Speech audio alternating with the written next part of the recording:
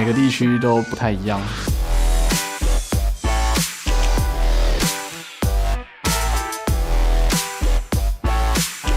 The teams we play against, they actually like playing Ringer and they prioritize it higher than we do. It really catches us off guard. Insane gonna dive on the top, he's going for Dynasty, a bomb gonna explode, beautiful! For top lane at least, the biggest regional difference would be Rise. I think EU is probably the only region that doesn't play it that much. Zero and Cola on towards him on the tower, they're gonna dive on this one, have they got him? 예를 들어 같은 경우는 한국이나 중국 같은 경우에는 니달리를 거의 손 안 하는데 And actually, the Nidalee also getting locked in on the side of AHQ. 유럽이나 다른 쪽에서는 니달리를 많이 선호하더라고요. 欧美的话是他们 jungle 比较偏爱塔利斯蜘蛛。TPA 和 AHQ 来说，就相当于喜欢4颗类型。我觉得不是地区的关系，就是因为这个人，所以让他的英雄玩得特别好，就是属于他的面角。We know now which picks we can't play and which picks we shouldn't fall back upon just because they're comfort. You have to go with what's strong and really make that adjustment. Overall, it's really similar meta, and it just comes down to who plays it better.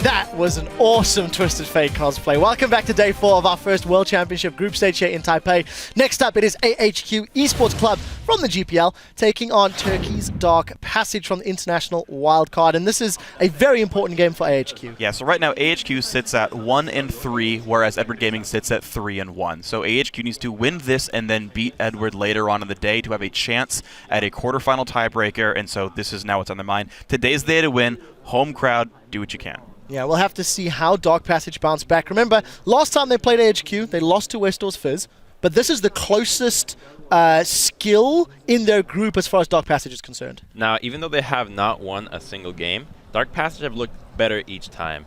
And it's very refreshing to see them come back with the smiles in their faces and take each game as a learning experience. I think that this Worlds is just going to be able to springboard the entire Turkish region. Yeah, I completely agree. We'll see what Dark Passage have learned if they can continue improving. We're going to throw it over to the guys at the caster desk for the play-by-play.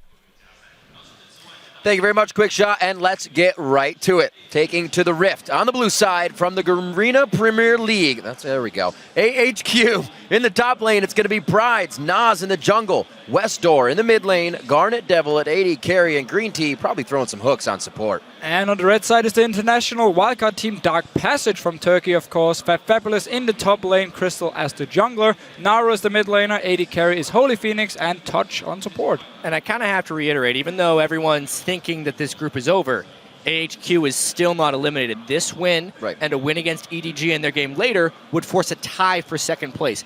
They're definitely playing like they're still in the group, because why would they not? Yeah, of course. I mean, last time we saw these two teams play each other, Westor, he got Fizz, he looked fantastic. And Garnet Devil on Lucian, for me, was also really impressive. Definitely been the best game for AHQ, of course, against Dark Passage.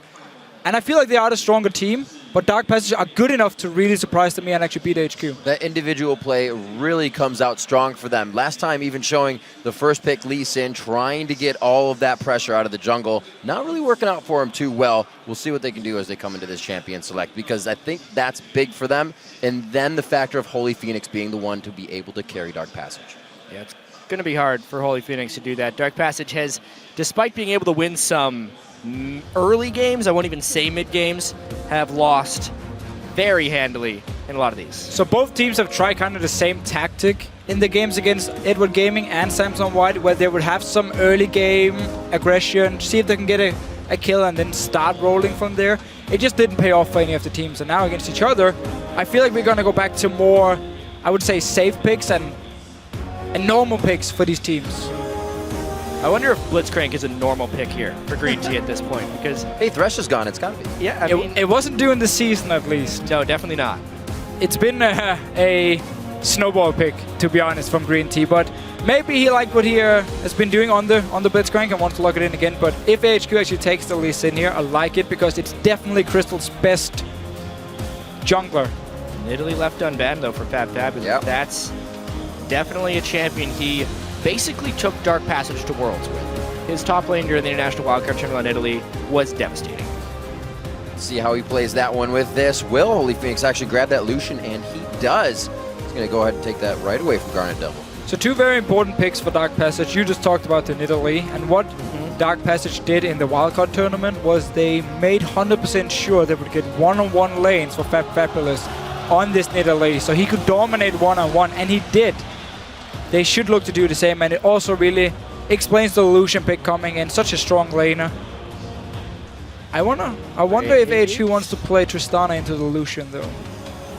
Yeah, but it'd be cooler if they played Graves. It would be. I mean, yeah, it would be.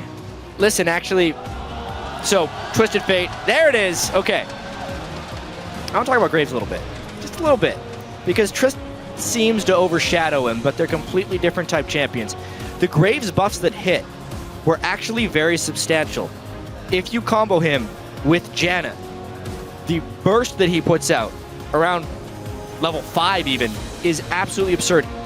When Lucian was a little bit weaker before the change, a lot of people were thinking Graves was just kind of like, oh, he's like a bad Lucian, is what people would say. Now he's just a good Graves, right? Like, he can actually create a lot. There are some teams in China that picked him. I'm looking forward to see Garnet Devil's take. And of course, what you can do down this bottom lane is, once Westar comes down with the tier vault and he lands the stun, you have so much burst from the Graves. It's very, very hard to fight in these small skirmishes against a TF and a Graves at the same time, especially early on. So it opens up for AHQ just to start a fight and instantly kill a target and therefore have the numbers advantage. It looks like Dark Passage also saw that chat. They separate those two. Janna going to the side of Touch here, along with Holy Phoenix onto Lucian. What does Green Tea decide to pick here? He just makes and creates advantages, opportunities for AHQ. Leona can do that, but he's going to have to wait a little bit longer to get to that late game. So the AHQ playstyle in the GPL is very focused on fighting all the time. We are somewhat talking a royal style here, where you really want to just set up these picks here. You want to surprise the enemy team as well. And they have a lot of pick potential. But by locking in Leona here when there's already the Janna pick, it becomes a lot harder to find these fights and these picks they want to find. Still giving a good bit of burst there if you can proc the Leona passive. Getting out some buckshot to trade in lane. Something that'll put you right at the enemy's turret. Give them a hard time. So they actually lock that in. It's going to be the round out here. Yeah, I'm looking forward to this game from AHQ. They're going to go in. Ooh, and cool. Despite that's a little weird actually here, because Dark Passage was building a team that was very capable of disengaging. And then they build a champion who does nothing but go in. Seems to be a theme. Yeah, Once or twice there. Vi doesn't really fit with a Nidalee as well, because Nidalee you want to split push pretty much for the entire game long, and then the rest of your members is focused on sieging and focused on disengaging, but maybe this one had this pick potential in case Fabulous does well in his one-on-one, and then they want to look for a fight after. But yeah, so how does that Vi work in a perfect world for these guys? Well, basically what they're going to do is, if they get this 4v4 and they see someone out of position, they're going to engage with the Vi, get the first kill. You have Ahri as well, follow up with the charm, so you have a lot of burst potential between these two champions alone, a lot of pick potential.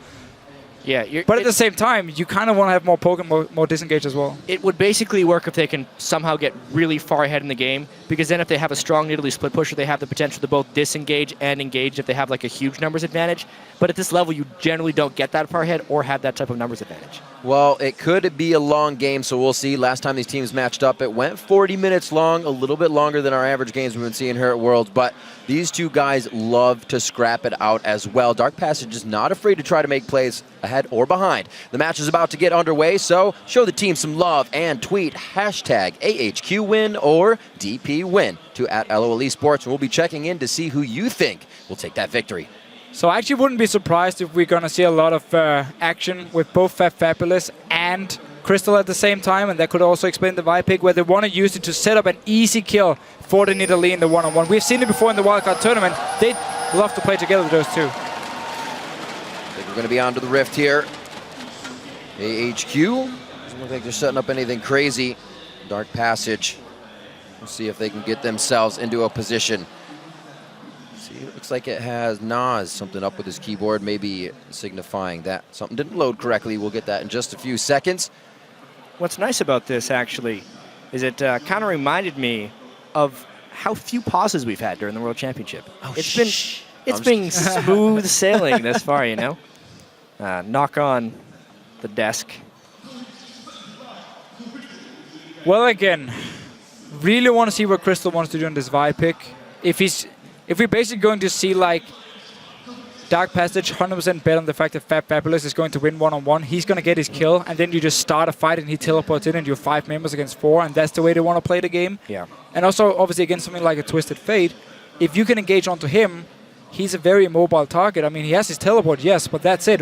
If you get onto him and you have a charm as well from Ahri, you can kill him instantly. So there's a lot of like kill pressure and burst potential between the Vi and the Ahri pick here, which could be used to surprise AHQ. Looking at the Dark Passage team composition, it's almost like they just picked for each lane. They don't have a overall cohesion to the team, but each lane can do well in its own right, and then Vi will work well with every lane individually. So it's very much a team that just wants to stay, maybe a 1-3-1 split push, 1-2-1 with Vi going around trying to make plays, something like that.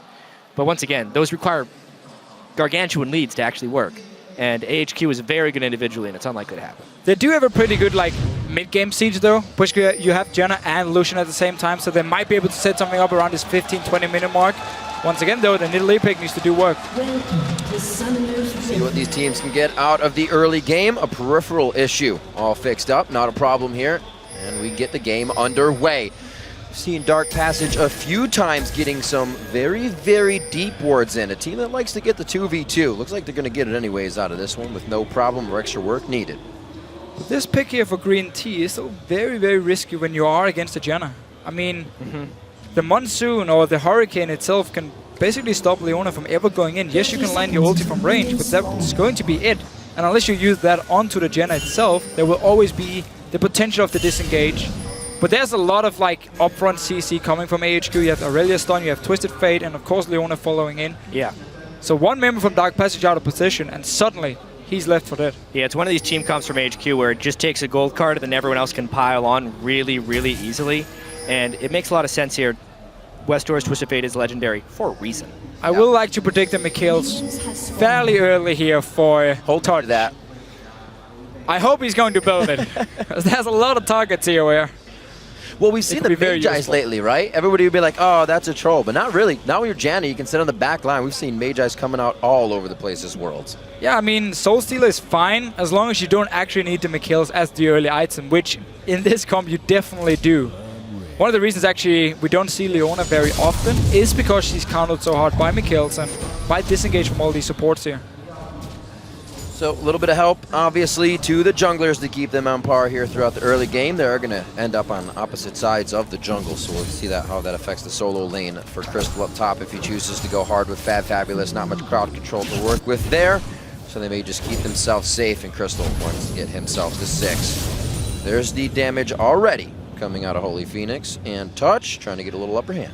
Yeah, they had to win this early game from Touch and Holy Phoenix side. When you have the Lucian, you have the Janna as well. Leona can only go in and kind of execute one minion, and then she's pretty much done in the early push. So Dark Passage will be winning their race for level 2 in this bottom lane, and should be able to actually... Whoa! And how on earth did they lose? 2. That is not good for Dark Passage. Exhaust burn for nothing. How on earth? They didn't push fast enough. Straight up. They used both of the Targon stacks to push faster. Garnet Devil used his buckshot. Graves Leona pushed faster than in this case. Well, that shouldn't have happened here with the double range. They should easily have been able to get the minions down in time. Yes, okay, the Relic Shield is annoying to deal with, but you have the Janna. And we have seen this Janna pick for like Royal Club being used to always get the early pressure and always get the early level 2 because they can just instantly push away for the double range. The importance of those early game mechanics. We actually saw Holy Phoenix and Touch had a bit of an upper hand, but they were going for the auto attacks, not the CS. Very true. They were trading, trying to trade instead of going for minions. Pays off for Garnet and Green Tea in the end. They're going to go ahead and get this pressure on very nicely. This may call Crystal down now as he ended up in the top lane. And the only thing they actually gained from the trade with the champions was the fact Graves has used his health potion, but that was it. Yep. So we had full focus on minions from AHQ, full focus on champions from Dark Passage. In the end, didn't pay off. Going to be warded out on that. The team says don't even worry about it. We're going to ping you here. There's a ward in the bush right now. It looks like he's just going to go ahead and hover around the white in his jungle. Slowly waiting in the fog now. Nas sitting on his own ward, so he's safe for that one. Looks like that one just died behind red, so he's not going to be known that he's in the upper part of the jungle. Crystal, however, going for the gank. I'm a little surprised he's coming down here so early. The level 3 Vi gank is typically not super threatening, but they're hoping to catch Green Tea in an all-in. It was kind of given away that was spotted, and they backed up as soon as he walked on the ward.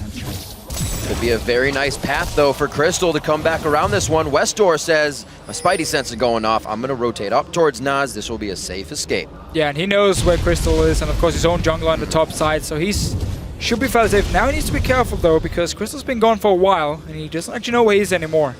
Yeah, if they could combo a charm, they may have enough damage to kill. Vi level 3 is actually pretty low on damage. I'm very surprised he's trying for so many level 3 ganks here. Uh-oh. Should be all right. Fat Fabulous gets himself in the brush. He'll get that speed. A little bit harassed, but the knowledge of Nas now in the favor of Crystal. He's going to start denying some jungle.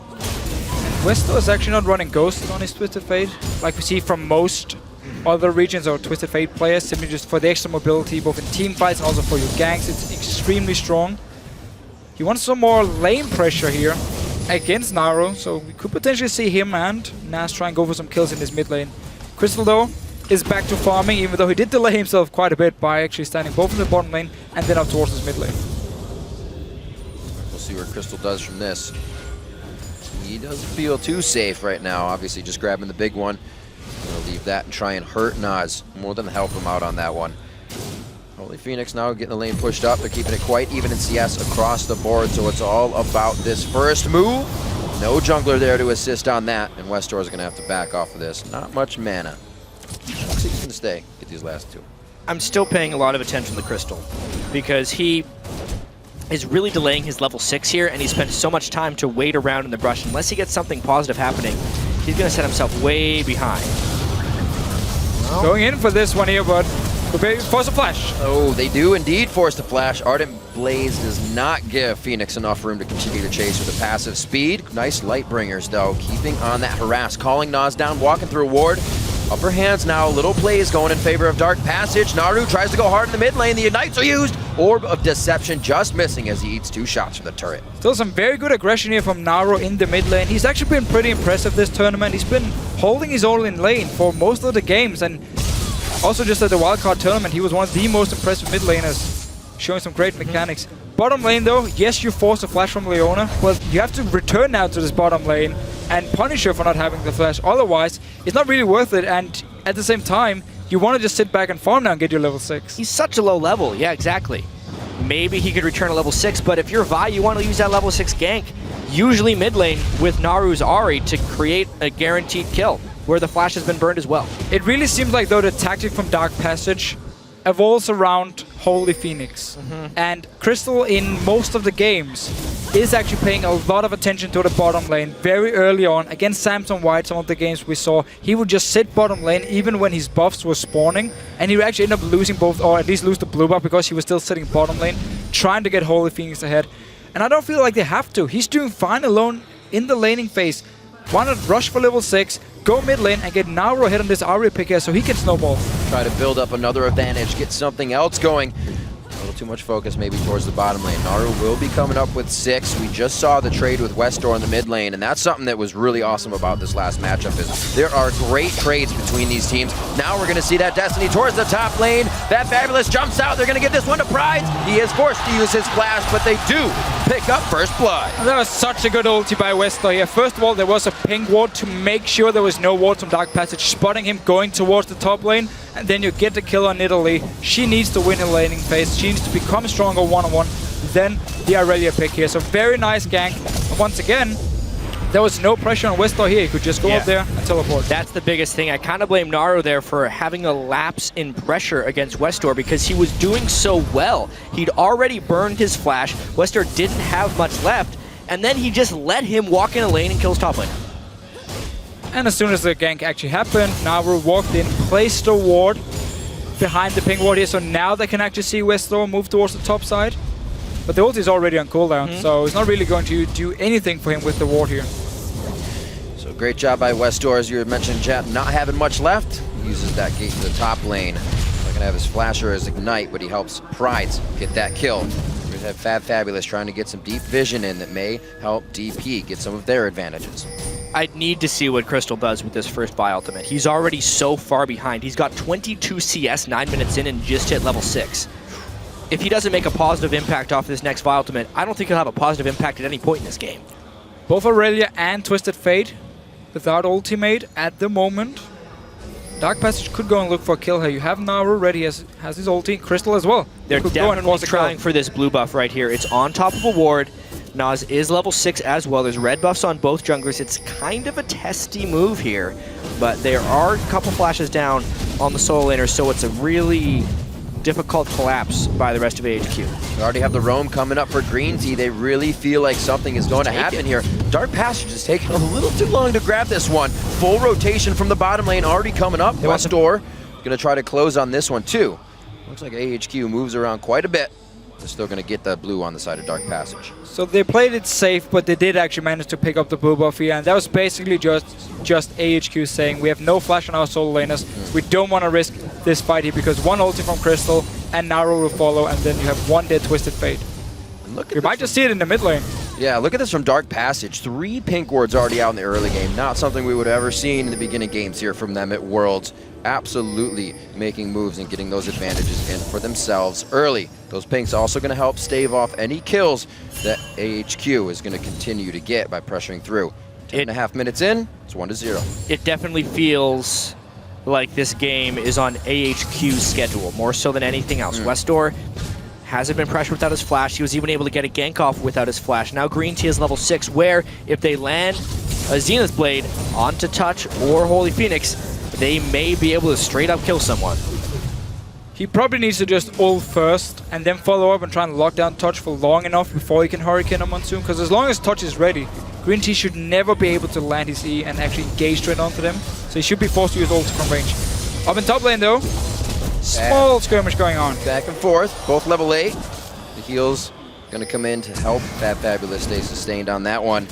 Crystal missing a pink ward towards the top lane. He's going to start heading down towards mid, but still no assault and battery from him just yet. Uh-oh. Touch in a bad spot, but Ari was there to block. Yeah, they don't have the vision. So it's pretty funny with this top lane matchup we have, because Aurelia will actually hit a point where she becomes stronger just in a straight up burst one-on-one. Like once she gets her Trinity Force, and there's a Trinity Force on the side of Nidalee as well, Aurelia should actually be able to win it. Simply also because Nidalee no longer gets his like level 6 power spike because she has her ulti from the start, which she obviously didn't used to have. However, second item after Trinity Force and suddenly the Nidalee pick should be stronger once again, especially if you get a defensive item and Aurelia don't have enough damage or burst to actually take you down. Yeah, to me though, the fact that Fabulous didn't press the range advantage earlier on in the game is a pretty big win for Prides. The mid game there will be strong, plus that's the Leona. Pow! Bada bing, bada boom, Touch goes down in the bottom lane. 3 getting a piece of that one, and the Solar Flare was spot on. Looks like we're going to be getting a turret or at least a dragon out of this one for AHQ. That was such a risky play by Touch, just running down. He had no wards at all in the bush, which actually meant he wasn't ready to react once Green Tea engaged onto him. And we talked about how it shouldn't happen when you have the Genopic. You should be able to force Leona to actually use the ulti as the main engage. This time around, because there's no ward, he just walks straight into it. We also see the potency of the Graves pick in that situation, right? Oh, crazy. Of all the other 80 carries, he's going to burst harder than all of them. They did it during the duration of the stun, and they stopped Janna from being able to disengage. Keeping slight gold lead in their favor on the side of AHQ.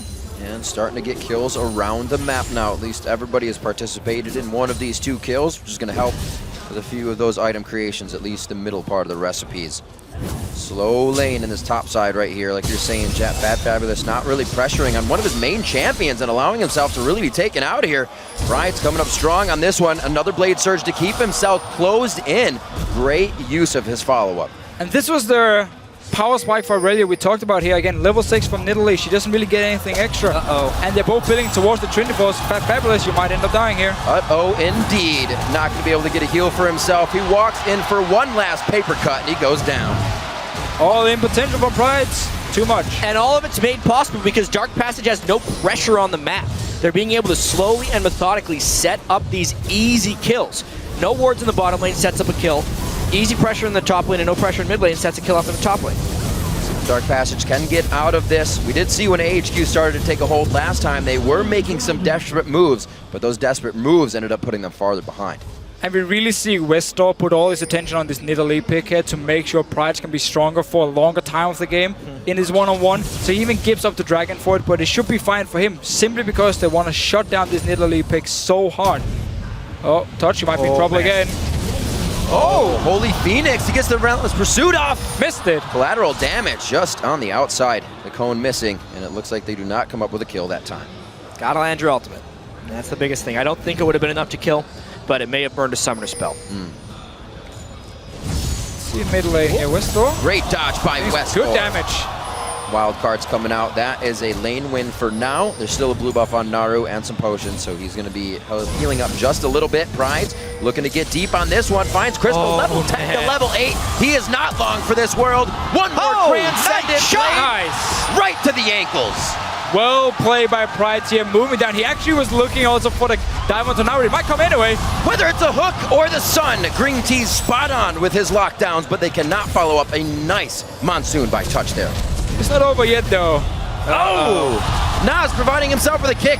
Touch trying to flash out of that one. And it looks a lot of help. Wow, they are just going to close down on this mid turret right now. Naru's going to be going down. AHQ picking up Dark Passage, trying to make those plays. And AHQ is just doing whatever they want on the map at the moment. It started from Prides, killing the top tower, walked down to this mid lane here, was actually sitting ready to dive on Naru, and then Crystal just runs into him. There was no wards at all. He managed to get the first kill. Rest of the team follows up here, and they just get so many kills.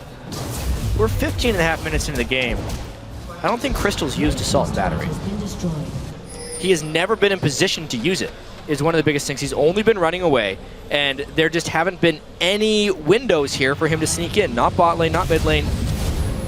He needs to be able to use it. He's just getting caught. Here. There it is. Ooh, this could be bad. That was a nice Assault and Battery, but where's the follow-up? They don't have any slow to continue this fight. A Howling Gale to maybe come out. No. Teleport from Prides, and he's going to start locking it down with the fight. He starts off. He comes in with a double buff, so he's probably going to be going hard under this. The turret's going to follow after. One more Blade Surge, and Prides is having the time of his life. That is all of the top lane ganks from Westor's TF coming to fruition. 5-0-1, but he had the Trinity Force before that teleport and just destroys Dark Passage. The walk-up stun as well. Yeah, so first ult action from Crystal onto Green Tea, and then he just managed to log onto him, escape as well from both Holy Phoenix and Touch, and it's just a matter of time before teleport comes in. We have Nas down here as well on the Lee Sin and just cleaning it up. It was so nice here from Prides. He actually was able to last hit with his Blade Surge on the first target to get it and have the reset onto Touch. Oh, it was one. This is unfair. Oh, it's 4 people. Fabulous. Oh, Green Tea's like, I want a piece. Give me a piece here. A teleport up to the top lane. Pride's still going now onto Crystal. He's going to get another one for himself, and this is just getting a little crazy. Yeah, we've all been in this situation where the enemy team has an Aurelia who just snowballs out of control, and she can kill everyone in this one-on-one here, and Fabulous just constantly being shut down by multiple members from AHQ. Better nerf Aurelia.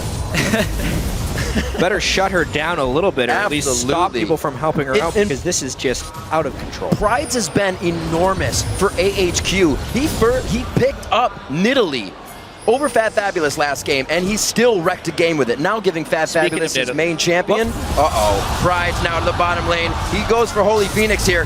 Not being able to use the Relentless Pursuit to get out of this. Oh, collateral damage. One more shot. Nobody's going to be in range. Oh, he can't smoke him out. They're going to get out of this one alive. Fat Fabulous in the top lane. Oh my gosh, they cannot keep him alive for more than 2 minutes. 18 on the clock, 12 kills on the board, and now a 7,000 gold lead. The ganks are just coming in every conceivable moment right now. The lanes have broken down. Everything is just completely crumbled and fallen apart for Dark Passage. You pretty much only have one option now, and it's actually to pull a Starhunt Royal Club. Wait in a bush, hope someone from AHQ is going to face check you, get a kill, and just try and delay the game a little bit. Garden Devil, I'm trying one-on-one Crystal down here. Fancy feet. Saying that was a warning shot. Gets out alive on that. No kills right now. The shutout coming in for AHQ, doing a very nice job at keeping everybody omnipresent on the map. They're just showing up out of the woodwork when they want to. Sightstone's already really just closing out on Dark Passage because they're not able to get rid of this vision. AHQ sees them everywhere. And it was pretty clear we had a plan from Dark Passage coming into the game. Crystal wanted to put all his focus on this bottom lane to make sure Holy Phoenix would get ahead. Problem was he did it on Vi before level 6, which means he had no pressure in the lane at all. And in the mid lane, while they did force the teleport, the flash from Westor just one-on-one with Naru, he didn't place the ward in time to actually spot Westor going towards the top side. He placed it after the gank had happened. And then from there on and out, it was just impossible for Dark Passage to do anything because Pride suddenly just started snowballing completely out of control. And for AHQ, I think this is a big momentum game as well, right? They win this game, they try and take the positive feelings into their game against EDG. It would be very big. They come out of this one 2-3. The game against EDG would make it 3-3. Give EDG 3-2. So they need to do what they can here to keep that momentum up. And we might see the same solo lane setup for them against EDG if they can, because if they can snowball Pride, we've just seen it right here. He can take over the game. Pride's getting himself into a 4v1, but everybody else is able to come in and play. Beautiful job to take down Touch. The disengage is no longer there. They get what they want. Looks like they're going to grab this bottom turret and continue to press on. Dragon's alive if they do even want to back off. Well, I think they're probably just going to go back to Dragon instead. They're actually building very glass cannon on the majority of their team members, so there's a little bit of risk that they would be able to get counted on, but it's 13-0 and a 9,000 gold lead. Make it 10 after this Dragon. Again, we're just going to have to see Dark Passage try and set up a potential trap. I mean, you have the Ari pick here. If people face shake you and you land a charm, you do have a lot of damage. Naru needs to be careful in here, though. Oh, wow. Jeez. Green Tea not afraid to make plays. Dodges out turret shots on that one. He was just out of range on the charm as it pulled him in. Just crossing 20 minutes now. Different part of the game here. 13-0. Pride 6-0-2 in the top lane. Down in CS, but it doesn't matter. He's been just tearing people's faces off as Fat Fabulous tries to farm. He's getting everything he wants. So you see if they can two-man this up here. Crystal, even afraid to clear that ward. They were hoping to 1v5 him. Or 5v1 him, rather. You're only giving him more of that tenacity. Giving him more people to kill. So it was actually smart enough because everyone else from AHQ had gone back to base. So Dark Passage just sent all 5 members to the top lane, hoping Pride would overextend. That basically would have been the Royal Club special from the game we just saw. It would. They would have been able to kill the top lane, and they would have immediately had to turn tides to Baron. But the worst part about that play was we have seen Royal Club do it before, and yet weren't ready for it until we saw the Fist sitting in the bush and was like, oh, they want to kill Dyrus right here. Oh, that play again. Oh, right, yeah. Now AHQ, definitely a possibility to focus on closing this one out, working on getting into the base as fast as possible. Teams are definitely going to see a weakness here if they cannot close this out, and they're going to use it against them. They have to actually just split up here, use Pride down this bottom lane because he's so strong. No matter who Dark Passage sent down here, is going to die. So he can just push it up by himself. He does have teleport ready as well. That Fabulous on Nidalee here might actually look to be a bit more of a team fighter because he can one-on-one, so getting some magic pin on his boots just to try and do some damage with his spear. This is weird. Hey, a nice pair of shoes. It's pretty much his only choice. Honestly, if he's going one-on-one at this point, he's too far behind to do anything, so you might as well stick with your team. And if you can do some damage with your poke, maybe it can pay off. It's a big maybe. I took the words right out of my mouth. We'll see what they can continue to provide as pressure here. Westor has not made too many of the Destiny plays coming up. Dark Passage is keeping themselves on the safe side of things as they stay in a death ball, which isn't really killing too much. They're just trying to stay together and prevent the carnage that is AHQ. Uh-oh. However, the split push is working for AHQ. They need to make this one go, and that's... Oh! The kind of rule of thumb here was you're not supposed to leave anybody else on your team. Crystal was looking for a few more wards as Touch backed off, and it cost him his life. Baron time. Still 4 members of Dark Passage. I mean, they have to go for this fight. This is the chance to come back. If they can ace AHQ here, they might still have a chance. A little bit of vision. We've seen the Howling Gale take the Baron. Will it happen for Touch? Looks like, oh, they just turned off of it on this one. Naru's going to be a focus. Green Tea just missing the Zenith, but the Ignite is able to burn him out on the last tick. A few more shots. Pride picks up 7-0-3 on the game. Looks like they're going to head back for Baron. It's all about the turn and kill right there for AHQ. They have enough CC and enough initiation that they're completely neutralizing Touch's Monsoon. Here we go. Crystal's going to try to get into range here. Pride's with just about the amount of HP Fabulous has, still able to fight him down from full. And it looks like Crystal to get into range here. Let's see what AHQ does to trick them into trying to fight this Baron. They keep staying at this Baron here, so Dark Passage actually managed to force them away, force them to go back to base, delayed him just a little bit. The thing is, AHQ has two options right now. You can keep forcing this Baron here. At some point, you will get the picks you need, you will get the team fight, and you should be able to take the Baron. The question is just how long is it going to take you? Otherwise, just go back to what you did before. Westdoor sitting in the mid lane, you have Garnet Devil and Green Tea sitting in the bottom lane, and you have Pride sitting in the top lane, and you just push up every single lane because you are so strong in one-on-one 2v2. Wow. And it's easy for Westdoor to just pick one of the lanes and say, okay, I'm gonna go kill the top lane, kill it, get the tower, push it into the base. So much map pressure for AHQ. Again, can they put that pressure down right now? They're kind of looking for kills. It's all about closing out the game. Teams are going to be able to do that quite fast as we make it out of the group stages. 16-0, looking very good. They got to feel confident, but they're not over pushing, which is going to get themselves in trouble. Fabulous doing what he can to try and grab vision because they are not able to keep their wards up on even their own side of the jungle. Crystal, level 15 to 11 we're looking at right there. Not having the best game. HQ should pick up the pace a little bit, honestly. They're up 16 kills to 0. Obviously, they don't want to make a mistake.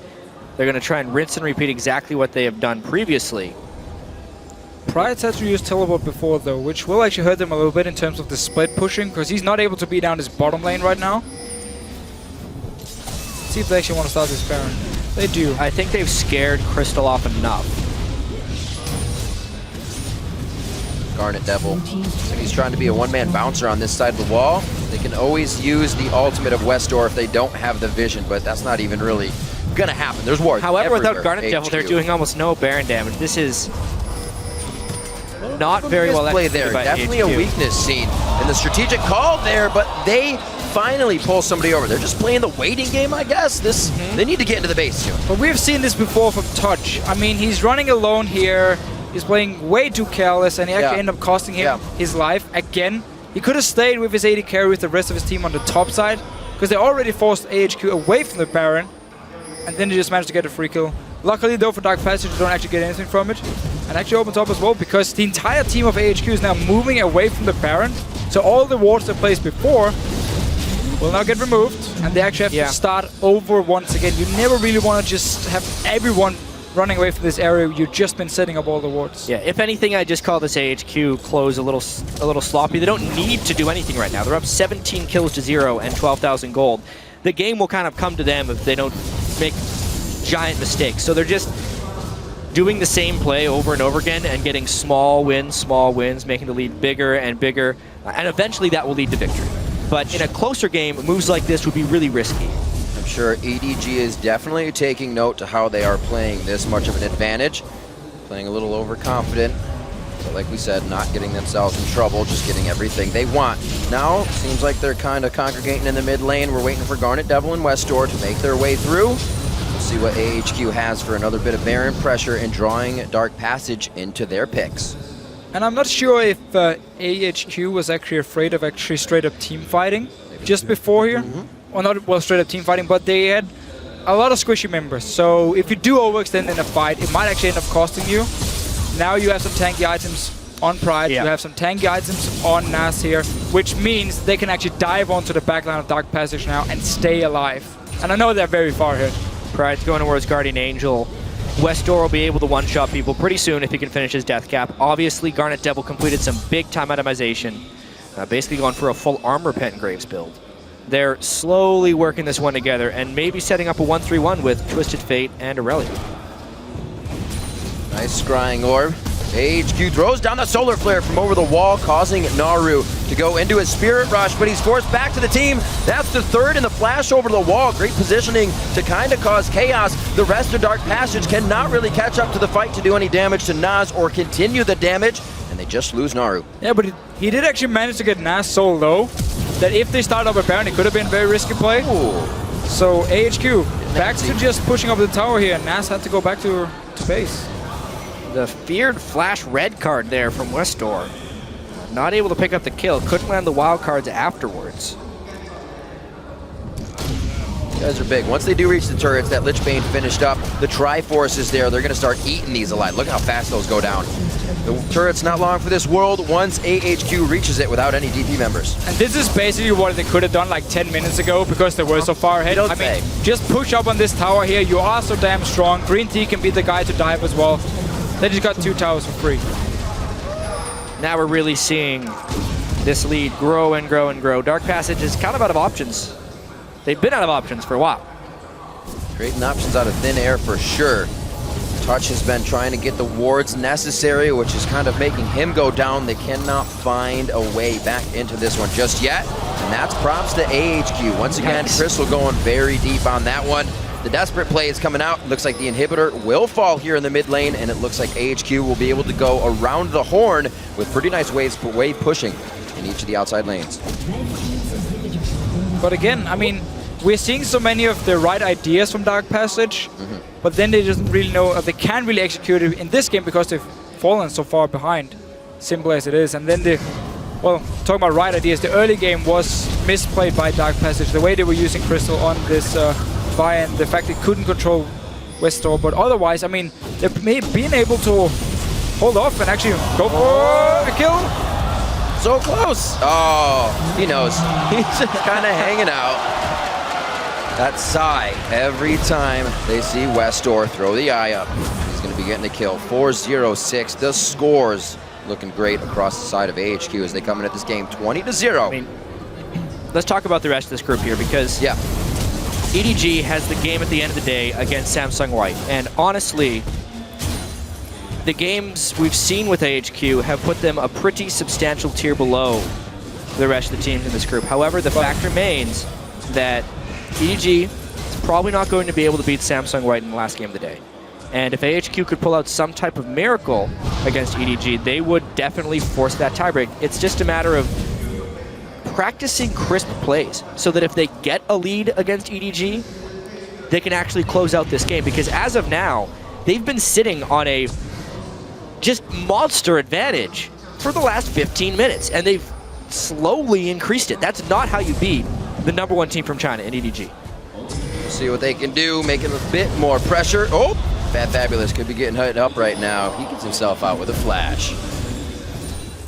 And we also have to say, I mean, the EDG way of playing is fairly slow early game, but then you are extremely strong in the late game, team fights. Exactly. And AHQ, even if they should get a lead against EDG, if they're not able to close out the game, EDG will come back and become super strong. Ooh, there goes Green Tea going down. There's a bit of a hit. Touch with a nice ultimate so they can't follow up. But oops, Crystal is just kind of locked in place and needs the collateral damage.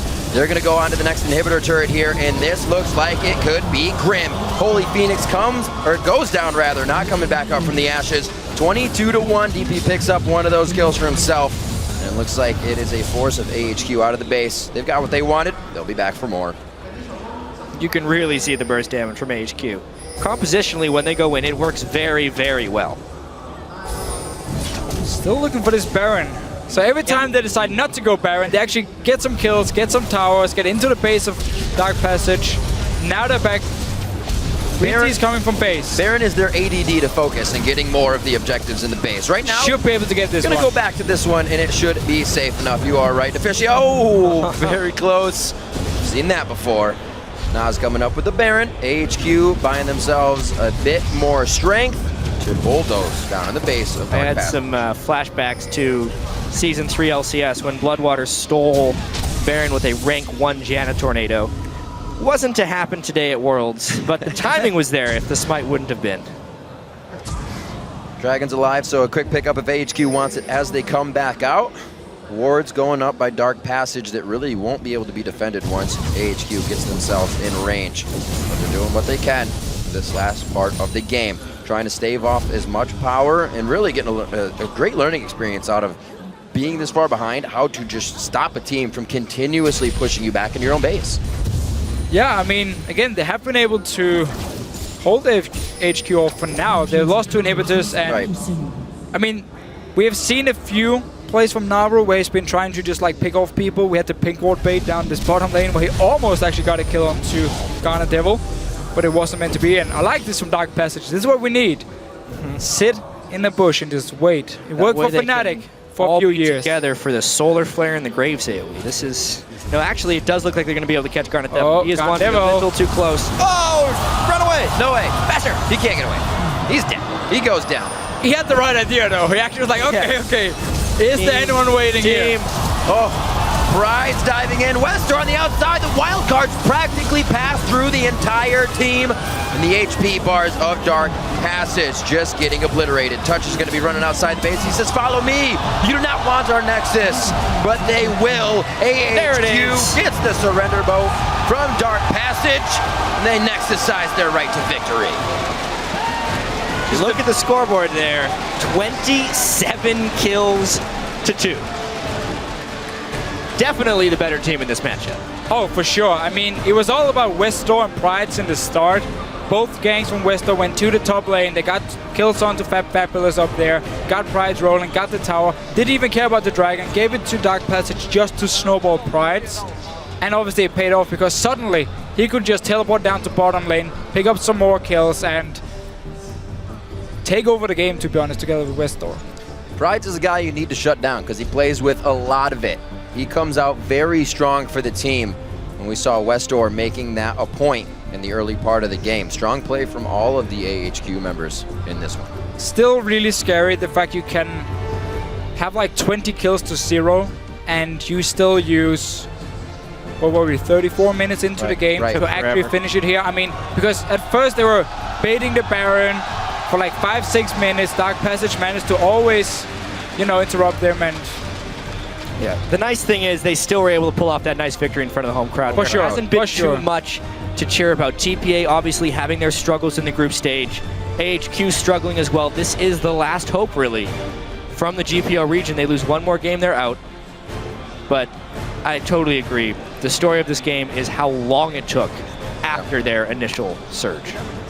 And they can't do it against EDG. If they do manage to pull off a great early game, you have to be able to close it. Otherwise, you're going to lose the game. And then we're going to have the final of Group A between EDG and Samsung White. We were saying that the whole time. EDG is watching this game, taking pointers, knowing that it's a very indecisive Baron as AHQ reaches it. So EDG may be able to take control even at that objective of the game. And I wonder if EDG, by looking at this game, are going to consider banning like the Twisted Fate from Westor. We've seen it a few times already. It seems to be like Zed, Fizz, and Twisted Fate, and you choose 2 of them every single time. Why do you bother banning 2 if you're just going to let the third one Exactly. So he will always get one of them. I do wonder if they're just going to ban all the mid laners against him, put him on like a Talon, and then just control him. All right, well, gentlemen, and everyone watching, remember to send all those jaw-dropping, rock'em sock'em highlights our way with the hashtag World's Big Plays. But for now, we're going to send it over to the guys at the analyst desk for a breakdown of AHQ's victory. Thank you very much, Riv. And guys, and there's not a whole lot to break down. Fact of the matter is, Dark Passage were completely picked apart by the pick comp of AHQ. Despite the fact they did go even in CS in lane, it was just all about AHQ. There was little hope of DP once HQ got ahead. Yeah, the only thing interesting for me as a bot lane player is just the Janna Leona matchup, and it's a very skill matchup with the burden of outplay lying on the Janna, and we could definitely see that Touch wasn't quick on a draw enough. A lot of Zenith Blades were connecting where they should have been tornadoed, and then yeah, once you start losing that lane, it gets really hard to come back because all you have is like these short intense trades with the Janna shield. But if Leona becomes a monster too big, yeah, it's gonna spiral out of control. Yeah, I do want to point out the little small things that he was doing to make it a little bit easier as the Janna. He's throwing Zenith Blades from brush, so you only see the particle, not the animation. So you actually still gain a quarter. Of course it is. Of course it is. I'm saying he's making it easier by dropping a quarter second off the reaction time. And then, obviously, again, a well-played lane. Mata could have done it. Of course he could have. Of course he could have. Mata would have warded that brush. I want to talk about Graves a little bit because I don't think this is going to be the last time we see Graves in this tournament. Well, a lot of other regions haven't seen as much Graves play. SK Telecom K in Korea was playing Graves quite heavily leading into Worlds, and so it's been kind of a pick on the rise in Korea. So will we see it again? Possibly. It's great for setting up some kill lanes and getting some pressure on the bottom side of the map. Well, for AHQ, it's definitely going to give them confidence going into the Edward Gaming matchup, but they definitely need to figure out how to close if they want any chance of making a tiebreaker scenario for quarterfinals. Yeah, it's the thing. You compare their win to Samsung White's win, and Samsung White felt like they weren't really trying that hard and still won in 25 minutes. This took them 10 minutes longer, and you just saw them kind of fumble around at Baron, and that's something that's got to be shored up. I completely agree. Right, let's dive into the Twitter sphere to hear what you guys have been saying at home. Remind you earlier in the broadcast, we asked, what has been your favorite moment from week 1 of the World Championship and why? I'm going to read some of the answers now. Our first comes from @Lubamika. Favorite moment was definitely the pentakill from Imp. The god of Vayne will punish everyone who stands in his way. That's a hell of a statement. Yeah, coming into this tournament, we actually just had a lot of people talk about all the AD carries that we have. We have Name, we have Uzi, we have Imp. And so far, Imp has probably been looking the best, with Uzi being a close second, even though supposedly he walked up and called Uzi the best, but I think that he's just marking his target. So, you're the best, I'm going to kill you, then I'm the best. I'm still waiting to see how Deft is going to show up. But highlighter reference, there can only be one. Yeah, Imp is famous for saying very interesting things to people, and he says he only hates people who are better than him. And so he likes Uzi? Yeah, I guess. Well, we'll see how this plays out. Let's roll this on. Next one comes from @NickDavy1. TSM vs TPA Game 1. The ace across the map, along with the Dragon Secure, gave TSM the momentum to take the win. Freak. Yeah, I keep voting against apple pie, and because of it, I have to eat my humble pie because I'm clearly not predicting very well. I'm sorry, North American fans. I won't let you down again. Yeah, well played indeed. Next one from @GoverDoindum. Yeah. My favorite moment from this week was the Katarina lock-in. Haven't seen her for a long time, and Pawn played it great. We haven't seen it in Korea that often either. No, but it is a pocket pick for Pawn. It does come out on Samsung White from time to time. Was it a serious pick? I do not think so. Hey, I think he got like 15 kills. Yeah, That's pretty serious to me. 16, 1 and 12. He got the double-double, man. That's the best stat line in League of Legends. All right, the last one comes to us from @DoubleMint. It's been the unsung heroes, the crowd pumping everyone up. They don't get enough recognition, and I completely agree with that. I mean, we can't hear them too well, but when they come in through to the headset here, they're definitely making their noise, and you even hear them chanting TSM chants left and right, so you'd be surprised to hear that, but the Taiwanese crowd really knows how to get these guys going. Yeah, a lot of volume. I've actually been in Taiwan once, and just all the fans were really nice. We even had a fan meet there. They're very excited to see the players. Yeah, excited to enjoy the games. All right, thank you all for the responses, but we are very greedy and we want more. Keep sharing your thoughts by tweeting @LOL Esports. Use the hashtag Worlds. We got to slip away for 3.5, but when we return, it's back to the games of Starhorn Royal Club versus the Taipei Assassins. And on the way out, shoutcaster Chang Mao made the move to Shanghai to take part in China's LPL scene and sat down with us to share his thoughts on some of the regional differences.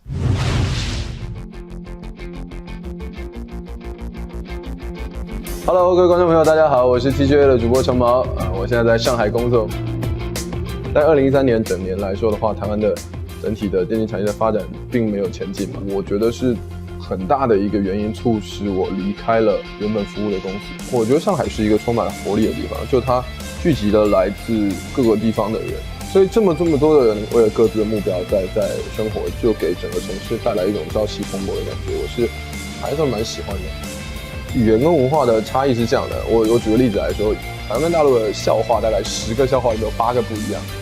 就好比说我刚来的时候，然后跟那个米勒还有娃娃合作了一场比赛，然后他们讲了那个6块钱麻辣烫的笑话，然后我就不懂，我当下就不懂，他们讲了以后，然后我就哈哈哈就干笑，因为我不能让观众发现我不懂，我就哈哈哈干笑，然后赶快手机拿出来查什么是6块钱麻辣烫。我觉得。LPL 我还蛮喜欢 LPL 的几个点，竞争强度蛮高的，还不错。就在这样的竞争强度关系下面来讲的话，相对的会比较容易让队伍进步。跟韩国比赛比的话，欧娟是平均的实力是强，但是欧娟也不是上帝，就是他们也会有非常多的失误，就是你去看他们比赛，有时候也是会让你笑倒在电脑前。它除了牵涉到选手个人之外，同时也牵涉到一个背后团队的东西。韩国有的时候一个队3个教练，然后后面可能3个分析师。然后还有20个练习生，就是他们有无限的资源，他们的资源是别人的几十倍在开发一个东西。我觉得世界各地除了韩国以外的选手都有一个普遍的缺陷，就是他们的英雄池通常没有那么好，然后以至于形成比赛上面的短板。S4 的话呢，我觉得今年 LPL 的已经是一个状态相当不错，就今年竞争强度高，然后今年磨练出来的队伍状态应该都还行。想要夺冠的话，还是要天时地利人和，不是说完全没有机会。跟韩国队的对打，除了情报收集之外，我觉得心态调整上面也是很重要的。希望能够有一个比较好的心态去迎战韩国队，然后有没有机会取得胜利。对于解说来说的话，解说最高殿堂当然是解说世界赛，在世界赛的舞台上面，然后跟着观众、跟着队伍那个心情是解说每一年最想要能够达到的东西。很庆幸自己选择来到上海工作，然后也感谢所有人。